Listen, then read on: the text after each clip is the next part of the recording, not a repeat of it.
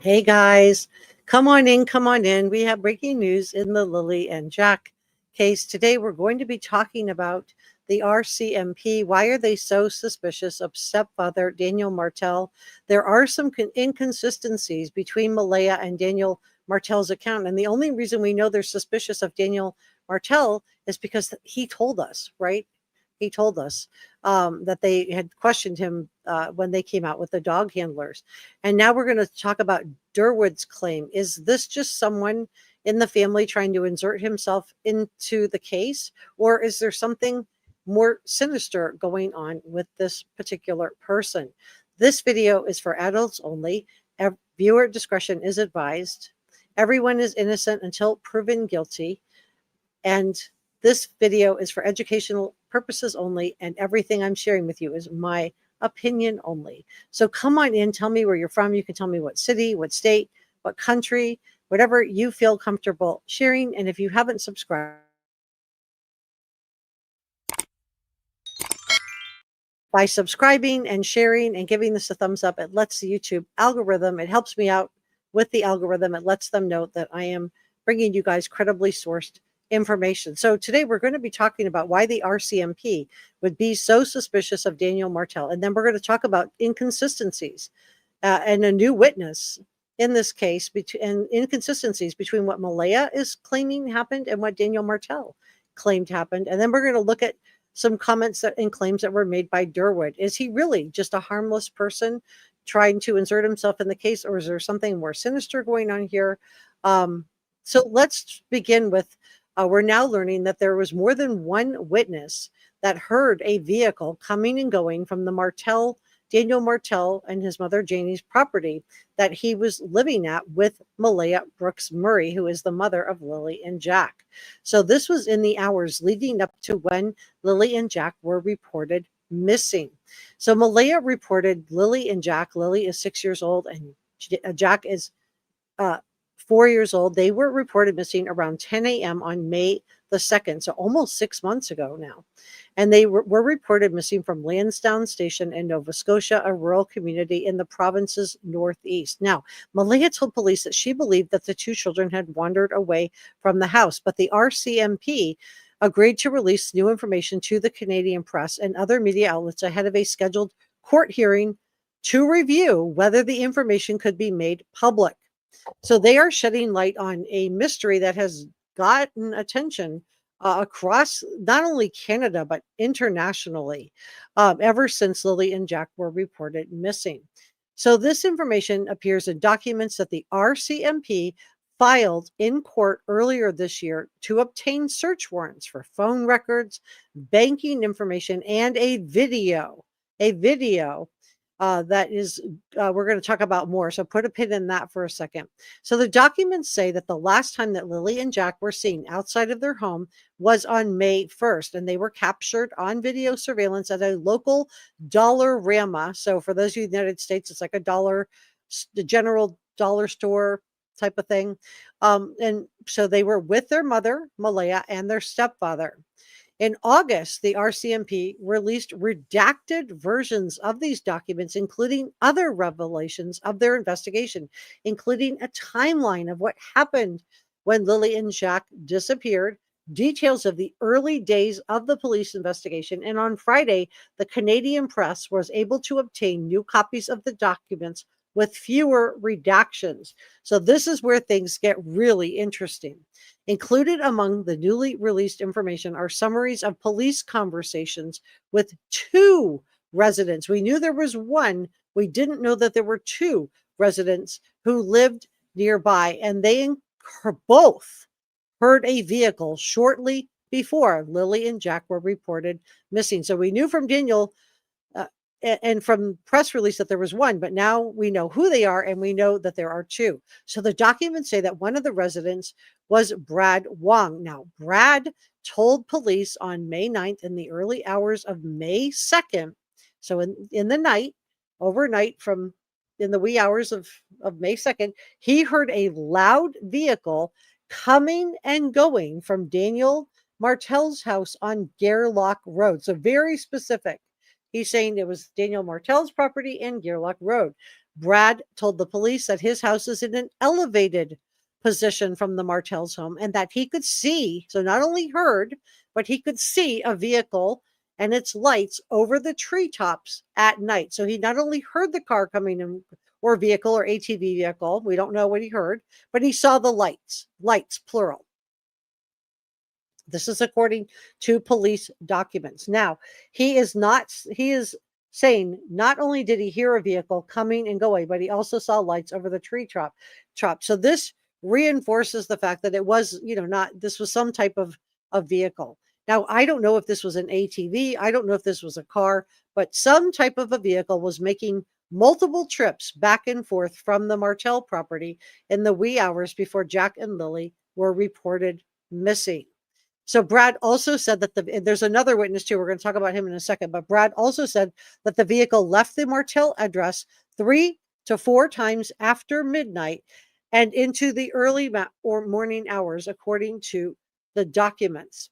So on May 9th, we have 2 constables that have a conversation with Brad Wong. This is the first eyewitness. There's a second one. We'll talk about him in a second.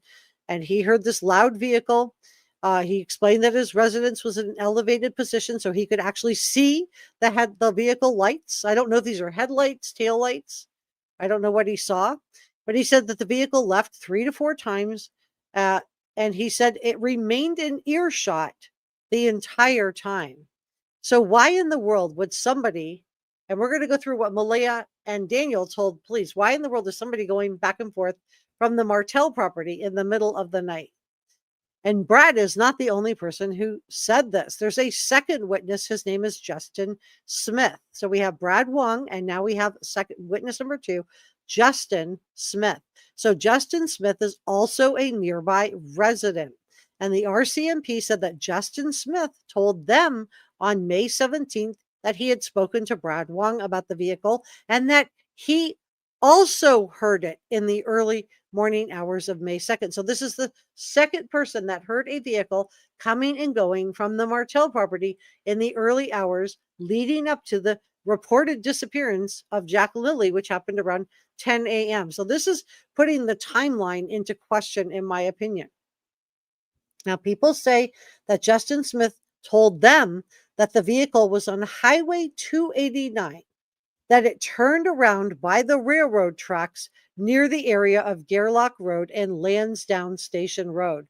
So this is really specific. This is a very specific account from Justin Smith of where he heard the vehicle and where it was and the fact that it turned around. So according to the documents, Justin Smith said that he later spoke with Brad Wong, who told him that the vehicle he heard that morning belonged to Daniel, the stepfather of Lilly and Jack. Whew. So we can see why when the police came out, when the RCMP investigator came out, along with the search dogs and their handlers, why he was pushing Daniel to tell him what really happened on the night before. And Daniel said, well, I can't really tell you as clearly as I can the day after because it's not as, ingrained in my mind. But now that we know there's 2 eyewitnesses with very specific accounts of what was going on, this really does put into play that there is a problem with the timeline and a problem with what Malehya and Daniel have said happened and when they said it happened. So the constable took the statement on May the 17th from Justin Smith, and Justin said he was awake and on Facebook in the early, so again, very specific, on the early hours of May 2nd, around 1:30 a.m., he heard the car on 289 turn around by the railroad tracks near the area of Gerlach Road and Lansdowne Station. Now, this is the intersection near the house where Lilly and Jack went missing. He said, quote, it made a noise and then went quiet. The vehicle was quiet for about 2 minutes and then drove toward Lairg Road. This is according to what the RCMP wrote. Justin Smith later spoke to Brad Wong, who said that he saw Daniel's vehicle or heard it coming 5 to 6 times that night. And Brad Wong said that the car that Justin Smith heard was Daniel Martell. Boom. Okay, that is Huge breakthrough in the case. So Justin Smith said that Brad told him he had heard the loud vehicle come and go multiple times. Now, the document does not indicate if anybody else beyond Justin and Brad heard the vehicle. So this explains why this RCMP investigator showed up with the dog handlers and why he was so suspicious of Daniel Martell's timeline and the fact that he couldn't remember more details regarding what happened on Thursday, because there are huge inconsistencies in Malehya and Daniel's accounts of what happened. So let's talk about those together. So Malehya told the RCMP that she tucked in Lilly and Jack into bed at 10 p.m. the night before they were reported missing.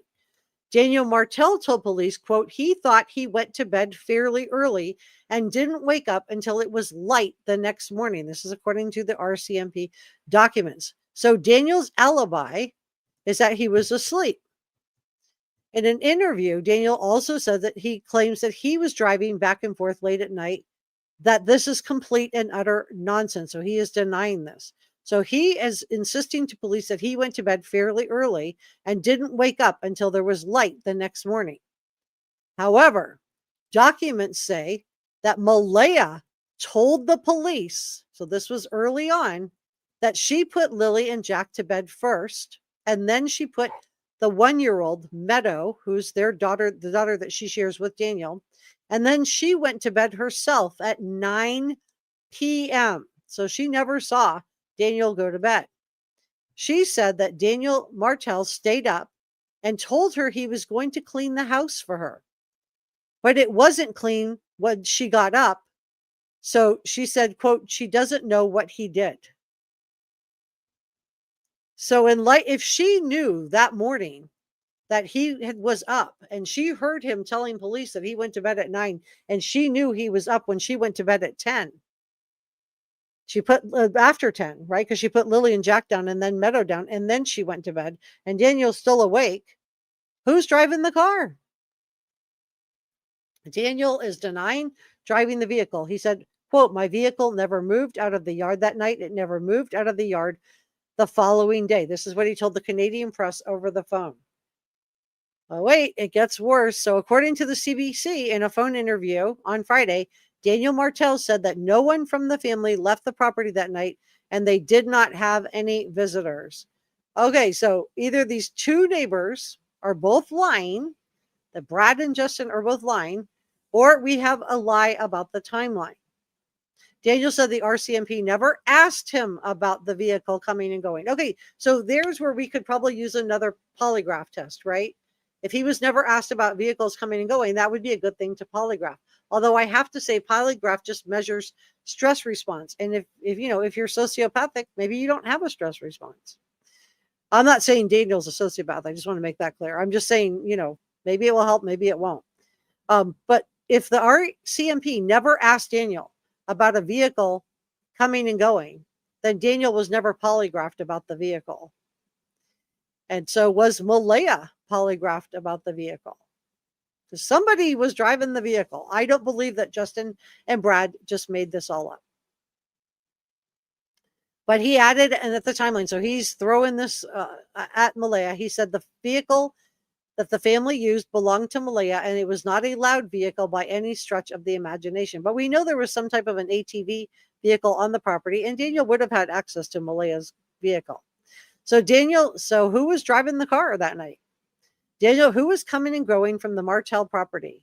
Daniel said it's clear that the RCMP are working hard on the case. He continues to hold out hope that Lilly and Jack will be found. He said, quote, I pray for the best resolution possible, and that is Jack and Lilly are found safe and healthy, and they get to enjoy the rest of their lives.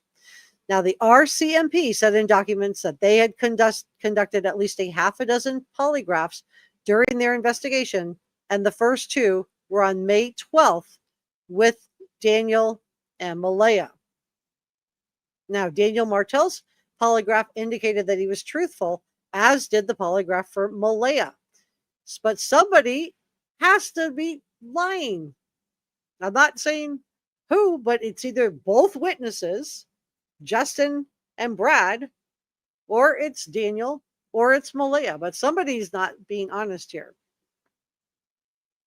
An unidentified investigator's comment, unless it was a stranger abduction. But wouldn't Malehya and Daniel have heard it if Brad and Justin could hear it coming and going from their property? Wouldn't they have heard it coming and going from their own property? Wouldn't Janie have heard it?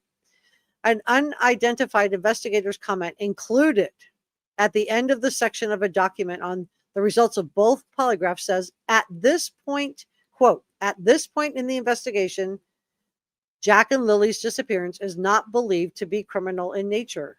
So what does the RCMP think happened to Jack and Lilly? And what about this vehicle that's driving back and forth? And we're going to talk about Darewood next. In a sworn affidavit by Corporal Charlene Jordan Curl of the RCMP Northeast Nova Scotia Major Crime Unit, she said, quote, I do not have reasonable grounds to believe a criminal offense has occurred. Because Lilly and Jack are still missing, polygraph examinations were conducted with the intention of ruling out that possibility. Now, just keep in mind that law enforcement is legally allowed to lie to us. They don't have to tell us the truth of everything that they're thinking or what. So I don't know what they, if they're just saying that to keep everybody talking to them, or, I mean, they never put out an Amber Alert. So it doesn't sound like they're thinking it was a stranger, but somebody's not telling the truth. There's the timeline. Malehya says that she put Lilly and Jack to bed, and then Meadow, and then herself, and that Daniel was going to stay up and clean the house. Daniel says he went to bed at 9 p.m. and doesn't say anything about Malehya or Lilly, Jack, or his daughter Meadow. Somebody's not telling the truth. Justin and Brad say they heard a vehicle coming and going from the Martell property. They saw lights. They know where the vehicle turned around. Back and forth, back and forth. So let's talk about Darewood, because this is coming into play too. Is this somebody that's just a family member that's like that's interested in the case? Is there something more sinister going on with this guy? Like, why is he inserted in himself into this case? So this is Corporal Charlene Jordan Curl says that Malehya provided the police with a video recording on a SanDisk Cruise Glide USB of a phone conversation between her grandmother, Patty Pearson, and the Pearsons' relative, which I believe is Patty Pearson's first cousin, Darren Geddes. Now, guess who Darren Geddes is? It's Darewood. Darewood and Darren Geddes are the same person, allegedly, in my opinion. So according to the document, Darren Geddes claims to know information about the disappearance of Lilly and Jack and had suggested in social media posts that Malehya may have been involved in their disappearance. However, he stresses that this is his theory. Okay? So not really pointing the finger. This is just a theory on his part. So, does that have any weight? The document says that Darren Geddes, so this is Darewood, also suggested he might know the location of Lilly and Jack, although police talked with him, and says, quote, he has not provided context as to why he has this theory. So it seems like Darewood is just somebody who likes to insert himself into the case. He doesn't sound like he really has any information, which is probably why he's coming forward to YouTube content creators versus going to like a mainstream media outlet to share the information that he knows. So on May 30th, 2 Royal Canadian Mounted Police members met with Darren Geddes, aka Darewood, who told them he spoke with Daniel Martell a few weeks after Lilly and Jack went missing, and also spoke with Malehya's grandmother, Patty Pearson, about the investigation. And the constable asked Darren Geddes, who's we believe is Darewood, and said that Darren Geddes was confrontational, that he was evasive to questions that were being asked of him, and wanted police to provide him with information about the investigation. This is according to the document. Okay, this is not my opinion. This is according to the document. They said, quote, he became upset when his questions were not answered. So again, let me know what you think. Put a 1 in the chat if you think this is just somebody who's just being a nosy barker that likes attention, and this is attention-seeking behavior. Put a 1 in the chat. If you think he really knows something or there's something more sinister going on here, put a 2 in the chat. Police said they sought records access in order to review the video recording. And they said, quote, it's unknown if Darren Geddes knew he was being recorded. This is according to Corporal Jordan Curl. She said of the document, she said, quote, I believe information provided in the recording could assist with locating the children by identifying further investigational avenues for police to pursue. Now, the USB was given from Malehya to the police at the Bible Hill, Nova Scotia Royal Canadian Mounted Police Detachment on June 26th. So the kids disappeared May 2nd, and she had this video that's between Deerwood and her grandmother, Patty, and she turned it over to them on June 26th. So they've had this for a while. And the police say that the video, but we're just finding out about it, right? Because of this FOIA request, Freedom of Information Act. So the police say that the video recording is of a phone conversation between grandmother Patty Pearson and first cousin of Patty Pearson, Darren Geddes, aka Deerwood.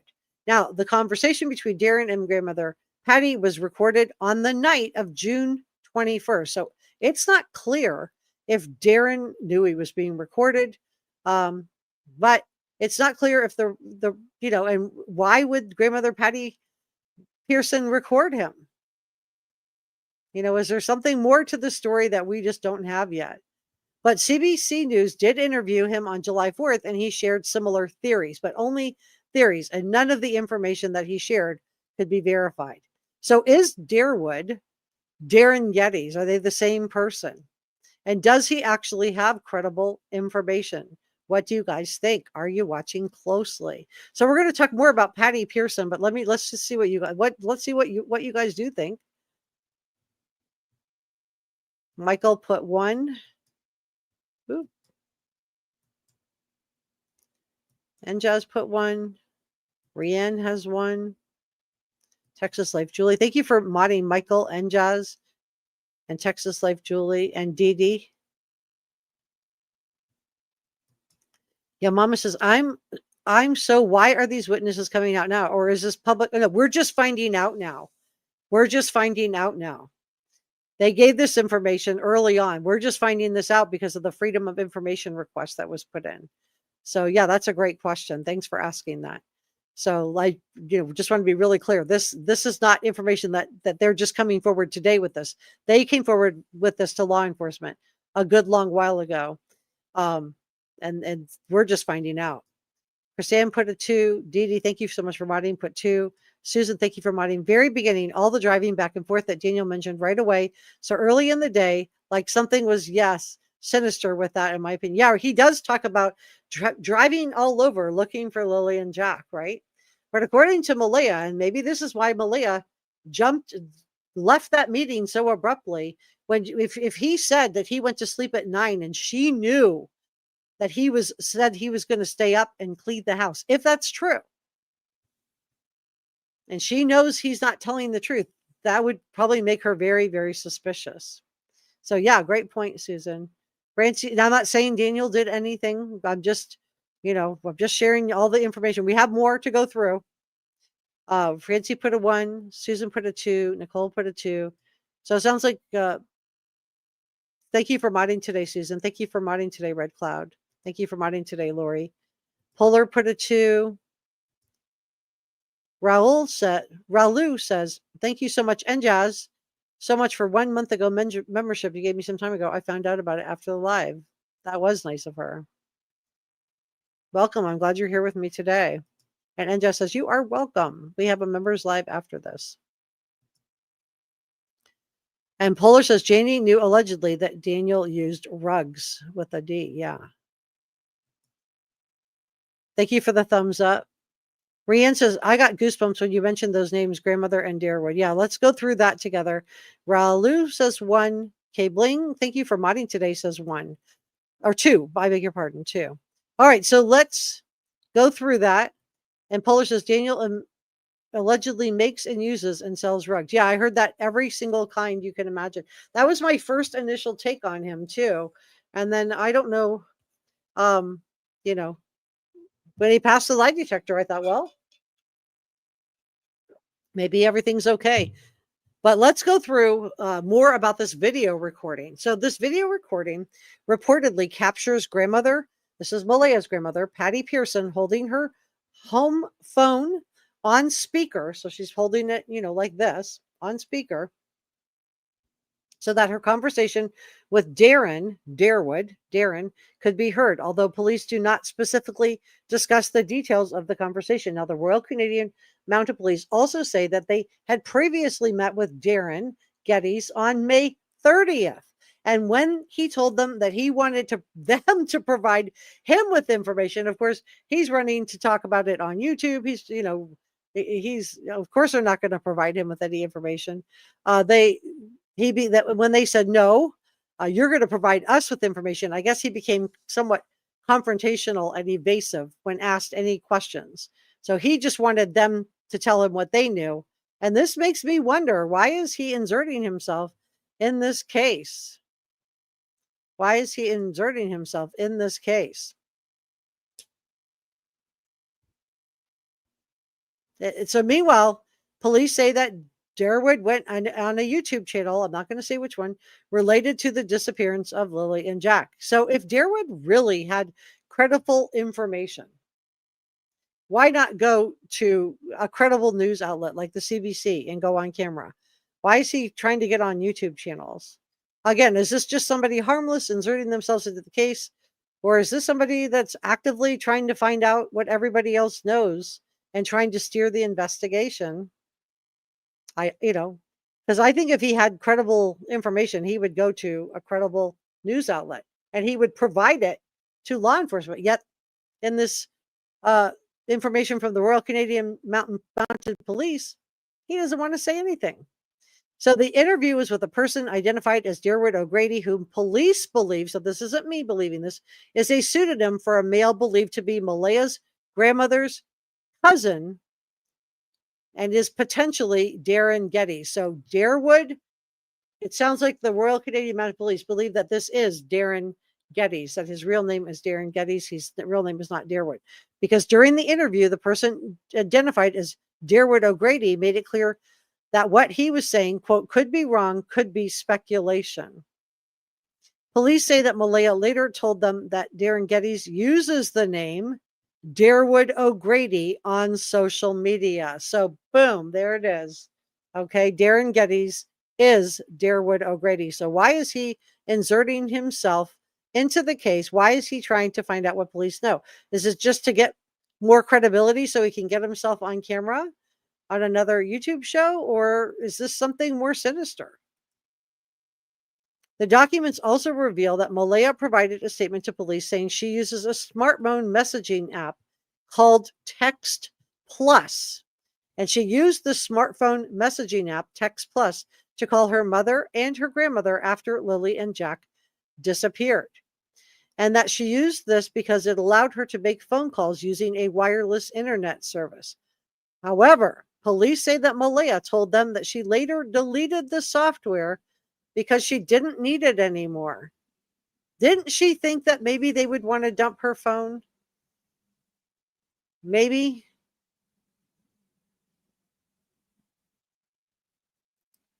So maybe she didn't think it through, but it's weird that she deletes the whole app off.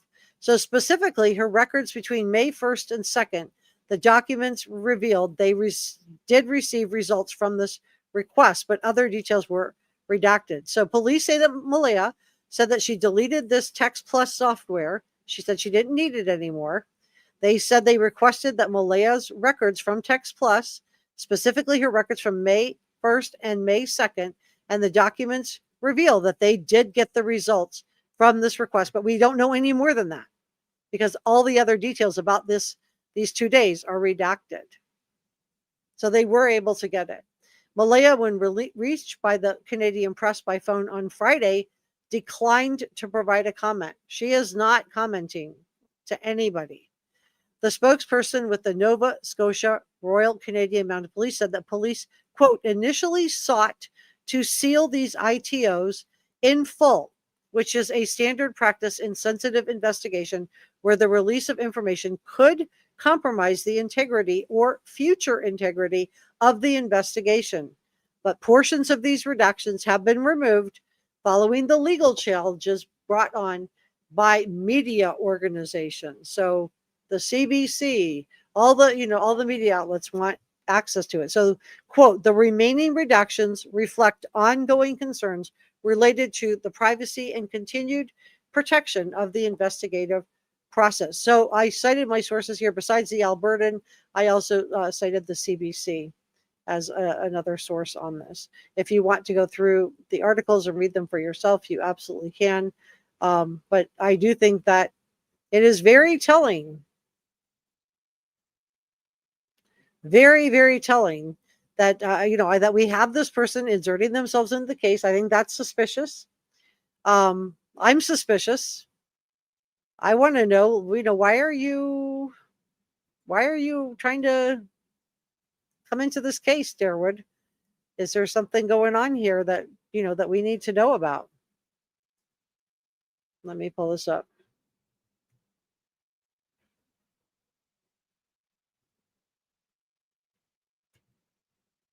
Okay.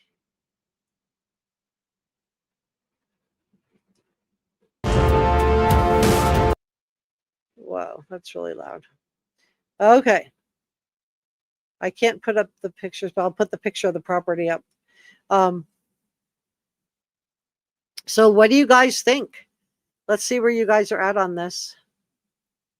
I'm just curious. Nicole says he talks in circles like a political leader. I have to say the police had to have been pretty frustrated, right? To go out there to interview him and then have him say, well, I don't want to, what do you know? I don't want to give you anything. What do you know? So why does he want to know? At this point, I have to feel like there's probably everybody is a suspect. Law enforcement knows more than we do. Tammy said, it seems like the children are targeted this day. It breaks my heart. Mine too. Natasha said, hello, Jessica. Hope you're doing well. I am. Thank you, Natasha. I hope you're doing well too. And thank you to NJAS for gifting a reporter room membership. We're going to have a members only live stream today. So if you got that membership, please make sure you say thank you to NJAS. And thank you so much, NJAS. And thank you, NJAS, for gifting another reporter room membership. That is so kind of you. If you got that membership, please make sure you say thank you to NJAS. And from the bottom of my heart, I just want to say thank you, NJAS. That is so kind of you. And we're going to have a members only live stream after this. Today, we're going to be talking about new information in the Brian Kohlberger case. Brian Kohlberger case, not place. All right, guys. Thank you so much. Red Cloud said, I think Darwood tried to help at first, but I think he likes the attention now, in my opinion. Yeah, it does seem like he's trying to insert himself. Thank you for modding today, Dee Dee. She says, please God, please bring Lilly and Jack home. Yeah. Susan says, oh, I love the members only live stream. I love all of them. We're going to have one right after this. And I do want to say thank you so much to our producers, NJAS, Sasha Angel, George Brown, Michael L. Cole, and Christy Ballantyne. Thank you so, so much. And thank you also to our channel members. If you would like to become a channel member, we're going to do a members only live stream on the Brian Kohlberger case. The join button is next to the subscribe button, but subscribing is free, and that helps me out a lot too, you guys. So don't feel like you have to do the channel membership. I know times are tight, so consider becoming a subscriber to Reporter Room. Give this a thumbs up. Share it on your social media. There's lots of ways to help get the word out about Jack and Lilly, but also to help out this particular channel. I'm trying to bring you guys credibly sourced information on the mysterious disappearance of Jack and Lilly. And I think that, letting YouTube know that by helping me out with the algorithm is really, really great if you don't mind doing that. And thank you so much. This is super thanks and coffee gratitude from our last 2 live streams. Thank you so much. And thank you for the gifted channel memberships. Thank you so, so much. So it sounds like you guys think that Darwood was maybe harmless and just inserted himself in the case. Hey, Incognito. And perfect in your mentions. I love it. Thank you so much, Incognito. Thank you for modding today. If you're modding today, drop me a comment right now so I can pop you up. Francie says, there are cousins in most families who are nosy, gossip, and put other family down other families. Yeah, that could just be it, where we just have kind of a nosy barker that wants to insert himself into the case. The thing is, I think he's throwing suspicion on himself too. Fuller said, keeping Jack and Lilly alive. Yeah, I think keeping the case going, is in large part thanks to you guys for watching it and helping to keep their name out there. Thank you, Lori, for modding. Incognito, thank you for modding. Justice, yeah, Durwood stuff is odd. It is odd, right? I'm not the only one that thinks that the fact that he meets with the Royal Canadian Mounted Police, but then doesn't want to share any information is just weird. But I did join, but it isn't showing up. Oh, I don't know. That is check with YouTube. I don't know, Tammy. I'm not really sure. But yeah, we are doing a members live stream, so maybe double check on that really quick now. Esley said, in my opinion, Janie and Daniel told Durwood false information when social media started tearing Daniel apart. Oh, you think that they told them stuff? Incognito says, thanks for having me here. No, thank you. We do have amazing mods. You're right, Natasha. Dee said, please keep Jack and Lilly in your prayers. And Jess says, thank you so much, mods, for all your help. I appreciate you. Hey, Key. Hey, KKL, why are we not talking about Justin? I did. I already talked I talked about Justin.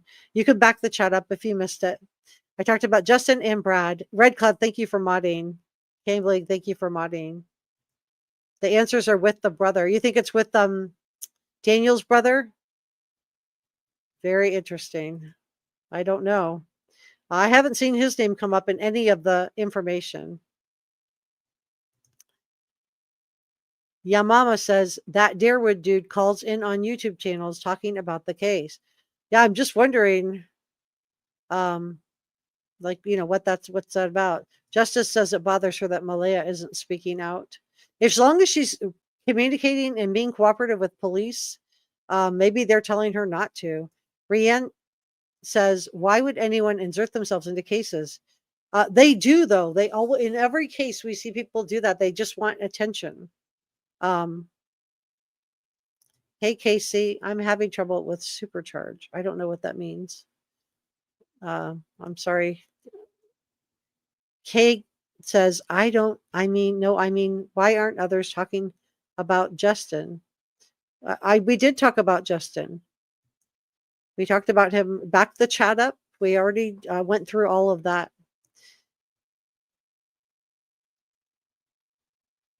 Well, guys, I think I'm going to leave it there. We're going to go over right now, and I'm going to be doing a members only live stream. If you want to join me right now, thank you so much for coming by to spend a little bit of time with me. And please remember that please don't send any unkindness toward anybody.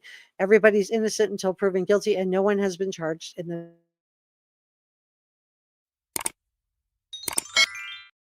See you next time.